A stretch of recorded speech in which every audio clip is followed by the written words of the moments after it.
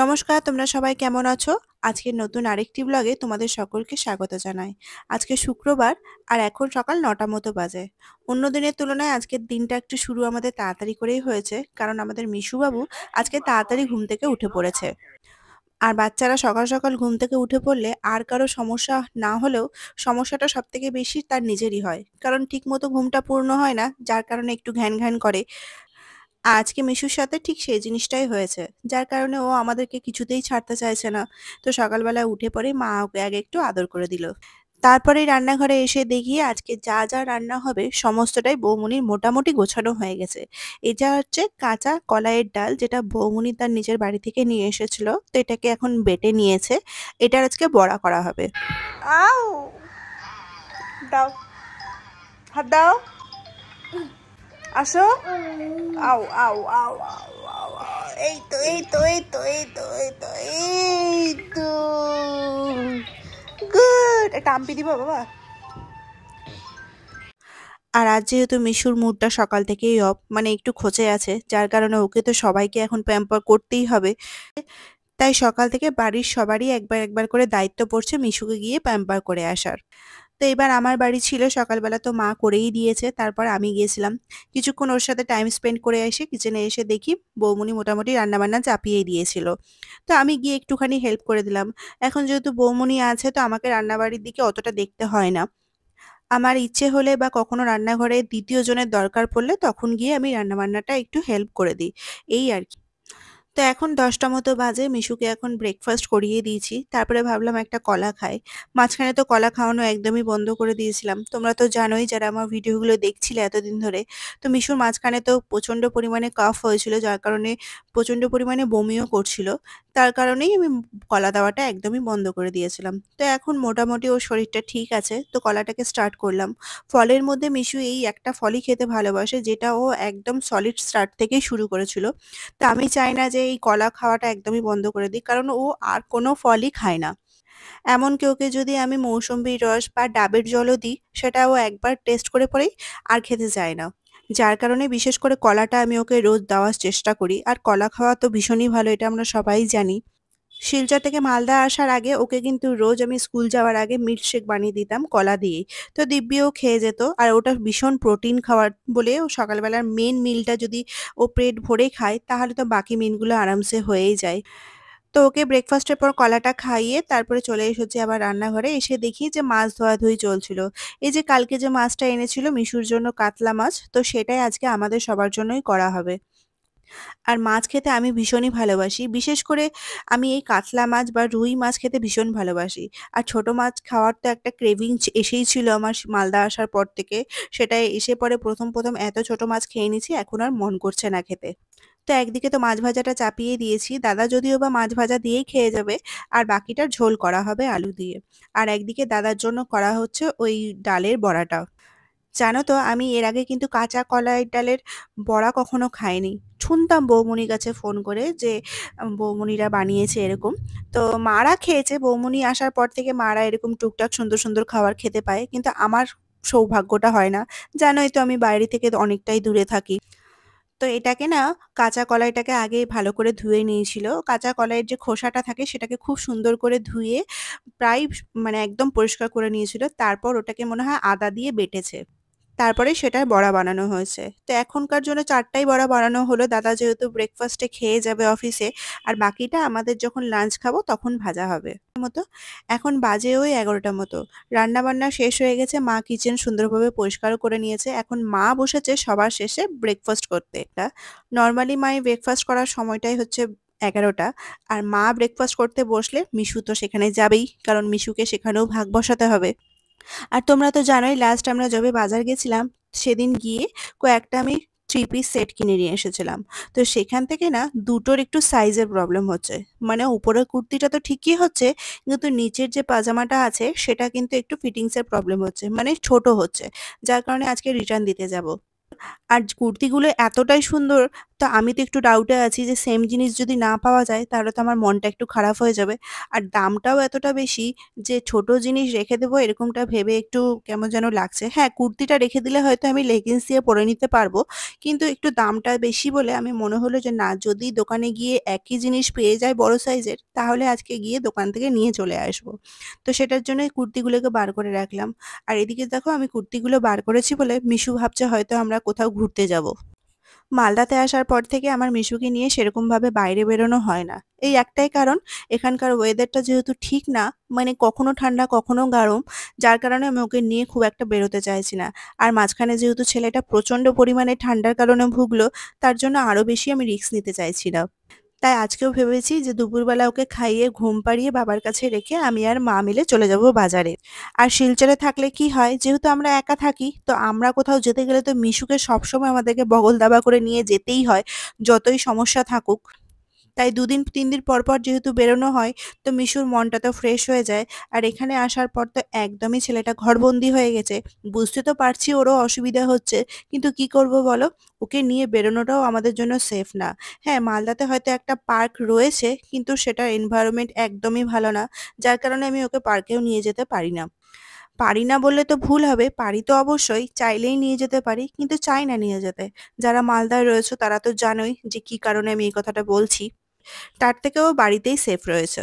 যাকগে, এদিকে দুপুরের খাবারের সময় হয়ে গেছে, মিশুকে খাওয়ানো হয়ে গেছে, আমাদের স্নান পুজোও হয়ে গেছে। এদিকে দুপুরবেলা দেখো এত প্রচন্ড রোদ উঠেছে, সকালবেলা থেকে তো শুনছিলাম যে বৃষ্টি পড়বে, ঝড় হবে, অনেক কিছুই শুনেছিলাম কালকে রাতের নিউজে। কিন্তু বাইরেটা দেখে মনে হচ্ছে না সেরকম। তো বড়াগুলো ভাজা ছিল, সেই বড়াগুলোও ভেজে নিলাম। আর সত্যিতেই বড়াগুলো খেতে এতটা সুন্দর ছিল না, বৌমনি পর থেকে একটু পেঁয়াজ কুচিও অ্যাড করেছিল, যার কারণে খুবই সুন্দর হয়েছে। আর আজকের মাছের ঝোলটা আমি করেছিলাম। আর রংটা কিন্তু বেশ সুন্দর হয়েছে। অনেকদিন পর আজকে আমি মাছের ঝোল রান্না করলাম।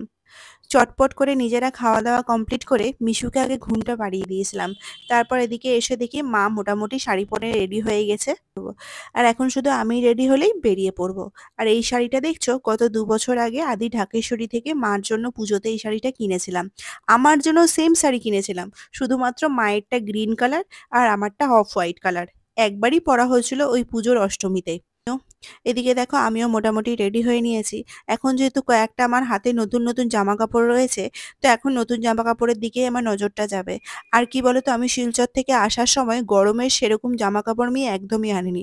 যেহেতু আমি জানি যে আমি শীতে যাচ্ছি আর মালদাতে তো প্রচণ্ড শীত, যার কারণে এত শীতের জামাকাপড় এনেছি যে গরমে যে আমি থাকবো মার্চ মাসটা, তার জন্য কোনো জামাকাপড় আনার কথা আমার মাথাতেই ছিল না। তো চলো এখন বেরিয়ে পড়া যাক। টোটোতেও ধরেই নিয়েছি। প্রথমেই যাব কুর্তি দুটো এক্সচেঞ্জ করতে। যারা এখানে থাকে তারা সারাদিন একটু হয়। এটা ওনার জন্য নিতে গেলে কিন্তু টাইম থাকে। না না না, আপনার জন্য। পরে দেখুন একটু, জান পাশে ডায়লগ ফাঁকা আছে। মেয়ের আগে ওই যে এ তো হবে আরামসে। সাইডে রাখি। একজন তো আর একটা যেটা ওটা পাঠিয়ে দিয়েছো না অবশ্যই হবে। আপনাকে বলছেন ভাবটা যেখানে দাঁড়িয়ে আছেন সব হয়ে যাবে। কিছু এটার বাদ দাম যাবে না। মিলে গেছে, এটার অসুবিধা নাই। এটার দামের সঙ্গে অ্যাডজাস্ট সব হয়ে যাবে। ২,২৫০ আছে, ওটা কত আছে? ওটা কম আছে, যখন এটা প্যাকেটে ভরে দিয়েছি তাহলে আর অত ১৯০০ আছে। হ্যাঁ, বাচ্চাদের প্যান্ট ট্যান্ট সবই পাওয়া যায়। দেখতে হবে। পুরোটা এক্সট্রা সাইজ আছে এগুলো, হ্যাঁ।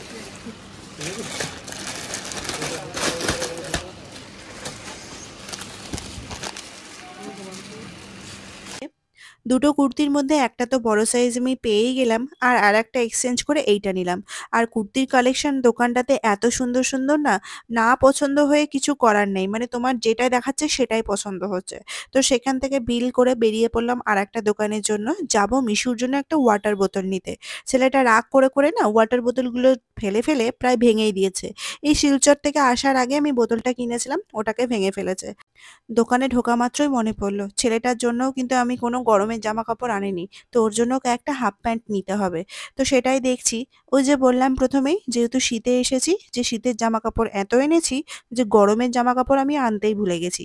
বলতে পারো ভুলিনি, আনতে পারিনি, মানে ট্রলিতে তো একটা লিমিট থাকে না ফ্লাইটে আসতে গেলে, যার কারণে আনতে পারিনি।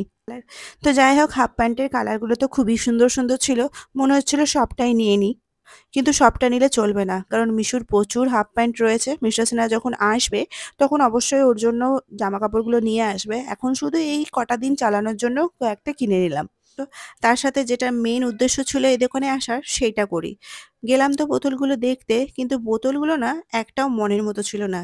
এইটা যদিও বা বড়দের বোতল ছিল, কিন্তু বাচ্চাদের যে বোতলগুলো, দাঁড়াও তোমাদেরকে দেখাই।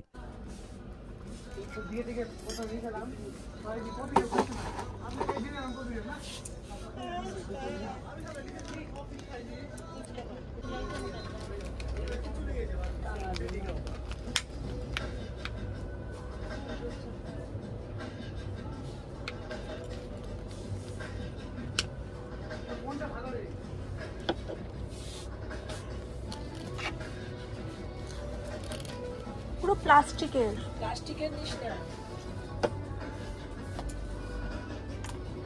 প্লাস্টিকের থেকে স্টিলটা ভালো হবে। প্লাস্টিক নিস না, প্লাস্টিকে তো খাওয়া দেখে বলতে। তো যে কাজে গেছিলাম সেটা তো হলোই না, কারণ বোতলগুলো এতটা খারাপ প্লাস্টিক ছিল, মানে বিপি ফ্রি ছিল না। আর মিশু এতদিন ধরে কিন্তু বিপি ফ্রি বোতলেই খেয়েছে। তো যাই হোক, এখন আমি চাইছিলাম যে ভেতরের যাতে লেয়ারটা স্টিলের থাকে, তো সেটা তো ছিলই না। আর এই প্লাস্টিকগুলো প্রচণ্ড খারাপ প্লাস্টিক। তো আমি দেখি অ্যামাজন থেকে ভালো মতো দেখে একটা স্টিলের বোতল অর্ডার করবো এবার। তো সেখান থেকেই চলে এসেছিলাম টেলারের দোকানে। এর আগের দিন যে এসেছিলাম তখন মায়ের দুটো শাড়ি দেওয়া ছিল ফলস পিকো করতে। তো আজকে আসবো বলে মা আরেকটা শাড়ি নিয়ে এসেছিল। তো এই শাড়িটা বোনের বিয়েতে মা পেয়েছে। তো এটাকেও মা আজকে ফলস পিকো করতে দিয়ে দিল। আর আগের দুটো শাড়ি যেটা ছিল সেটাকে আমরা নিয়ে নিলাম। সাধারণত আমি না থাকলে মা যেহেতু বাড়ি থেকে খুব কমই বেরোয়, তো খুব দরকার না পড়লে মা একদমই বাড়ি থেকে বেরোয় না। তার জন্য এখন যা যা পেন্ডিং কাজ রয়েছে সবটাই মা কমপ্লিট করে দিচ্ছে। তো ওই শাড়িটার সাথে যে ব্লাউজ পিসটা ছিল সেটাও মা বানাতে দিয়ে দিল। তো 4 তারিখে দিবে, তো আমি যাওয়ার আগে পেয়ে যাব। তো ভালোই হলো, কাজটাও মার হয়ে গেল। আর এদিকে বাড়িতে এসে দেখো মা তো শুয়ে পড়েছে, কারণ মায়ের প্রচন্ড মাথা ধরেছে। আর আমার পার্স নিয়ে মিশু কি করছে দেখো। পার্সে আমার যত কার্ড ছিল, যত ডকুমেন্ট ছিল সবটাকে বার করে শুধু এদিক আর ওদিক করছে।